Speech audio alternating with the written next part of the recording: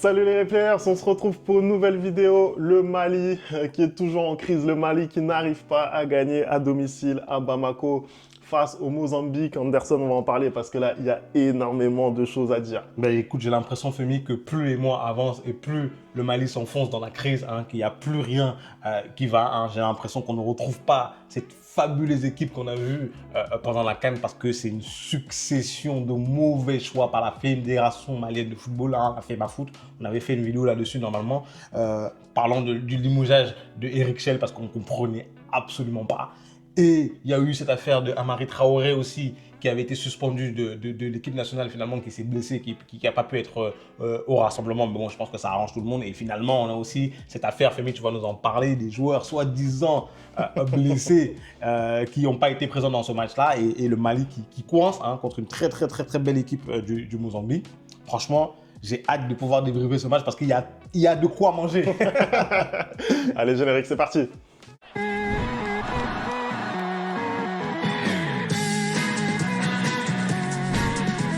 Allez, on commence tout de suite cette vidéo. Le Mali qui sauve quand même le point du match nul. Donc, sur un match qui s'est quand même déroulé en deux phases avec une équipe du Mozambique qui commence très bien le match, voilà, qui arrive même à ouvrir le score d'ailleurs sur un but incroyable. Mais c'est un début de match équilibré et au fur et à mesure, on a senti vraiment cette équipe du Mozambique qui prenait l'ascendant, qui se procurait de plus en plus d'occasions et qui a réussi à ouvrir le score. C'est uniquement en deuxième période ou peut-être en fin de première période, en tout cas, que les Maliens se sont réveillés et qu'ils ont vraiment pris la mesure de l'adversaire. Ils terminent quand même avec une feuille de stats à 20 frappes. Impressionnant. Donc c'est quand même qu'ils se sont bien réveillés en deuxième période. Mais voilà, ça a mis du temps, la machine a mis du temps à se lancer et c'est légitime parce qu'il y avait énormément d'absents dans cette équipe.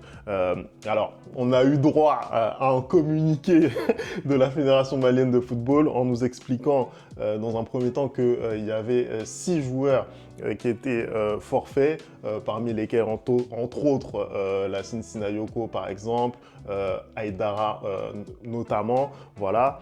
Au final, ça fait 8 joueurs qui sont absents et à la place, on a des néophytes, des joueurs qui n'ont pas forcément d'expérience, des joueurs pour lesquels c'est également leur première convocation. Et des joueurs aussi qui manquent pas mal d'expérience. On peut parler par exemple de Doucouré qui joue au Red Star pour qui effectivement il n'y a pas énormément d'expérience au plus haut niveau. Voilà, donc ça c'est le problème qui s'est présenté. La question qu'on se pose réellement, c'est à cause de quoi ces joueurs ne sont pas présents. On sait très bien, Femi, on ne va pas faire semblant, on en avait parlé.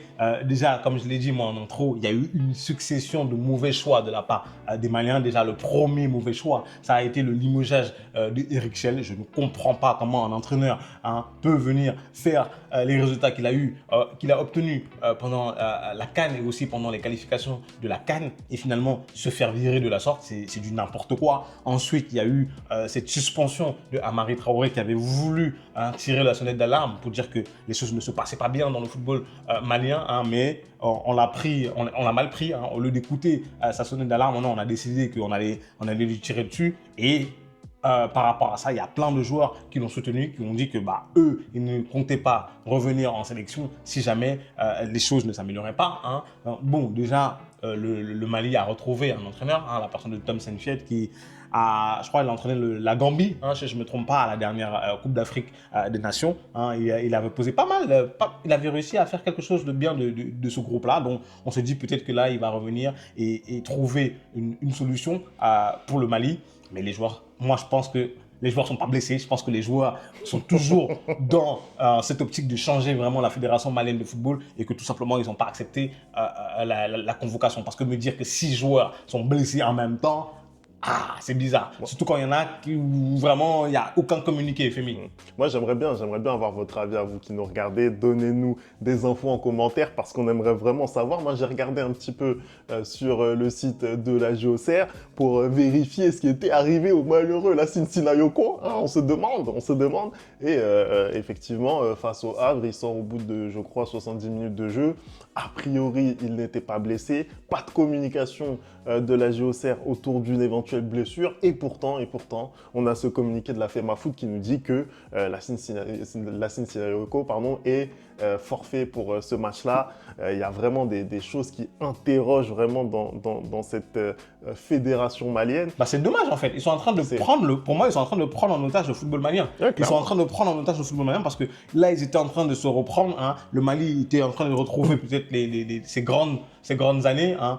Et là, dans le jeu, là encore dans le jeu contre le Mozambique, c'était pas trop ça en première mi-temps. Hein. Il a fallu que comment il s'appelle, Bissouma vienne sauver les meubles et arrache ce point du match nul. Je suis désolé, le Mali normalement aujourd'hui ne doit pas avoir de difficultés à se défaire du Mozambique, même si le Mozambique est une équipe qui est très très difficile à jouer en Afrique. Je pense que toi, tout Mali que tu es, tu dois pouvoir te simplifier le match. Mais quand il y a des problèmes comme ça, ça impacte directement le terrain parce que sur le terrain, au final, tu te retrouves, tu l'as dit Femi, avec énormément de joueurs qui ne sont pas expérimentés. Hein. Donc, tu prends un peu le bouillon en première mi-temps et finalement, tu t'es compliqué le match tout seul parce que vu que le Mozambique ouvre le score, ils sont plus obligés d'attaquer. Ils ont juste à bien défendre et à bien contre-attaquer. Et finalement, même en deuxième mi-temps, malgré l'ultra-domination du Mali, ils n'ont pas trouvé l'ouverture. Ils n'ont pas trouvé l'ouverture et déjà que c'était compliqué pour les qualifications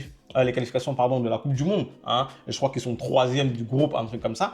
Là, ils se compliquent encore plus la tâche maintenant en qualification de la Coupe d'Afrique. Donc, jusqu'où ils vont creuser, jusqu'où ils vont tomber. Hein. Parce que moi, je suis désolé, je n'ai pas compris pourquoi ils ont voulu révolutionner cette équipe malienne alors que les choses s'étaient bien passées en Coupe d'Afrique. Au final, ils ont perdu contre le futur champion d'Afrique, en fait. Donc, c'est pas une honte. Hein. Ils ont produit un très beau football pendant 90 minutes, sauf qu'à ce moment-là, on l'a déjà dit, la Côte d'Ivoire était vraiment en sainteté et ils ne pouvaient vraiment pas perdre leur canne. Et continue comme ça, continue de bien travailler. Aujourd'hui, tu as tout cassé, hein, tu dois repartir de zéro, avec un nouveau coach. Hein, tu ne sais même pas si tu as des joueurs parce qu'il y a beaucoup de joueurs qui refusent de venir en sélection et tu es obligé de lancer des communiqués pour dire qu'ils sont blessés alors que, on sait très bien que ce n'est pas le cas pour moi.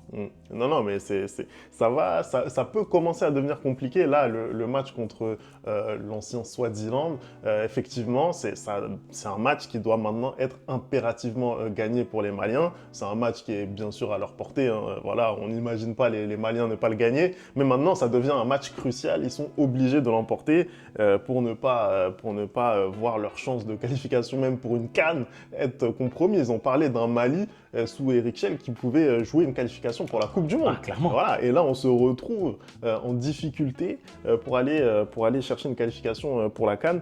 Tu as parlé de cette équipe du Mozambique avec sa défense composée de 2 anciens ressortissants de Ligue 1, Renildo, Mecher. Voilà, une charnière qui est très solide, qui est expérimentée. C'est pas du hasard, il y a vraiment un très bon niveau dans cette équipe du Mozambique. En plus, ça joue au football, on le voit, ça n'a pas peur avec le ballon, ça tient aussi la balle techniquement. Donc, c'est assez fort, je trouve, comme équipe. Moi, personnellement, voilà, je les vois très très forts. On se rappelle en CAN, voilà, ils ont failli éliminer cette équipe égyptienne, donc c'est vraiment une équipe très très sérieuse. Mais pour revenir sur la prestation malienne, aujourd'hui on a vu le retour, tu en as parlé à l'instant, de Monsieur Yves Bissouma, pour qui voilà, les relations étaient extrêmement compliquées pour le coup avec Eric Chell, qui n'était pas retenu d'ailleurs pour la CAN. Voilà, alors qu'on sait très bien que c'est un joueur avec un immense talent. On sait aussi qu'en club, notamment la saison passée, il y a eu aussi des hauts et des bas. Ça a très bien commencé la saison. Je pense que pour moi, c'était aussi pour ça qu'il n'était pas retenu. Je pense que qu'on avait fait en avant l'Euro et qu'on avait parlé de sa non-sélection, moi je suis désolé, vu la saison qu'il faisait en club, il n'y avait pas vraiment, c'était pas indiscutable qu'il soit pris dans cette équipe malienne. Et au final, l'équipe a très bien joué sans lui, donc voilà. Ouais, bien sûr. Et effectivement, voilà, cette incapacité justement à être régulier pour Yves Bissouma, c'était quelque chose un peu de pénalisant alors que tout le monde connaît le talent qu'il a. Et aujourd'hui, il était archi attendu. Voilà, avec un nouveau cycle, un nouvel entraîneur justement, il était archi attendu et aujourd'hui il répond. Il répond avec une frappe encore une fois, voilà, c'est sensationnel, c'est limpide, c'est incroyable, il assume ses responsabilités. Donc ça fait plaisir. Je pense que c'est une des satisfactions pour cette équipe malienne.